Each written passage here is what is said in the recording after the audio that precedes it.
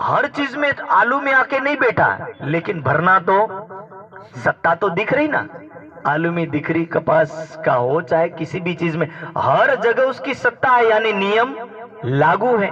इसी प्रकार जैसे एक गांधी जी की फोटो है, 100 में छपे, 10 में छपे, चाहे 500 में छपे, गांधी बापू नहीं बैठा है, लेकिन उसकी सत्ता बैठी हुई है।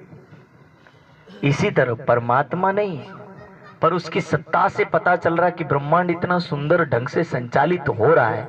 ठंडी गई, ठंडी आई, गर्मी गई, बारिश गई, ठीक है, रात दिन परिवर्तन हो रहे, बारिश का मौसम आ रहा, बारिश गिर रही, रुकने का मौसम आ रहा, रुक रही, यानी इतनी सुचारू रूप से जो व्यवस्था चल रही है, इस व्यवस्था से पता चल रहा है कि ये सृष्टि संचालित की जा रही, आपो-आप चल रही नहीं है।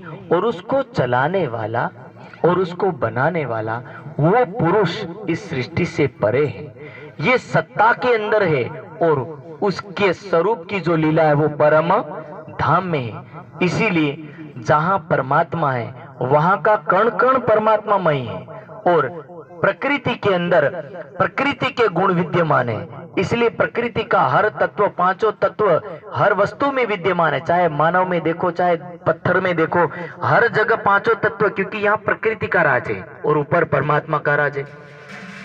तो इनके अनुसार ये सृष्टि का संबंध और ये सृष्टि के संबंध का वर्णन करते हुए कि यहाँ जो भूला है वो भूला केवल इतनी बात से लेकर के है कि किसको ले और किसको ना ले, किसको माने और किसको ना माने।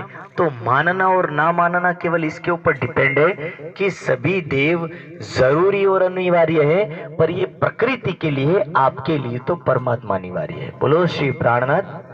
आपके लिए जरूरी परमात्मा है, प्रकृति के लिए देव जरूरी है। यदि सूर्य नहीं उगा तो प्रकृति के लिए आफत खड़ी हो जाएगी, चंद्रमा नहीं आया तो प्रकृति के लिए आफत खड़ी होगी। आपके लिए कोई आफत खड़ी होगी? आप रात हो गई ना तो लाइट जला के पड़े रहोगे, लेकिन प्रकृति के लिए समस्या खड़ी हो जाएगी। क्यों? क्योंकि सूर्य नहीं उगा तो ना जाने कितने छोड़, कितने पौधे ये बेचारे मर जाएंगे। क्यों? उसकी जरूरत है। इसलिए देव को, प्रकृति को, देव जितने, जो ये सूर्य चंद्र नक्षत्र जितने देव है, इनको प्रकृति और ब्रह्मांड को जरूरत है, लेकिन आत्मा के लिए किसी चीज की जरूरत नहीं। सूर्य उगे चाहे डूबे, चंद्रमा आए चाहे जाए, पर आत्मा का इसके ऊपर कोई प्रभाव पड़ने वाला नहीं है। जिसके ऊपर प्रभाव पड़े उसको उसकी जरूरत है। आत्मा अमर है, सत्य है, चेतन है, चिद्गन है, और उस आत्मा को सूर्य के आने जाने से, पृथ्वी के टूटने से कोई फर्क पड़ता नहीं है, क्योंकि आत्मा चेतन सदा शाश्वत है। इसीलिए आत्मा और परमात्मा ये दो तत्व इनसे भिन्न है। जो जिसका है उसको देना ही सत्य राह पर चलना है। शरीर है प्रकृति का है, आत्मा है परमात्मा की है। यही सच्ची भक्ति है कि आत्मा आत्मा को सौंप दिया, परमात्मा को सौंप दिया, और शरीर प्रकृति को सौंप दिया। यही सत्य ज्ञान की राह पर चलना है। सत्य और असत्य यही समझाता है। तो बोले असत मंडल में जो हम भूले हैं उसका क्या कारण है? पर अखंड किने ना बताया। जब लोगों ने अखंड का बात की ही नहीं, समझाया ही नहीं, तो क्या करते हैं? निंद का खेल खेलत सब निंद में। इस ब्रह्मांड में आने के बाद समस्या ये खड़ी हो गई कि इतने देव हैं और इन देवों में से परमात्मा को समझे क्या और कौन सा है वो समझना बहुत भारी पड़ गया।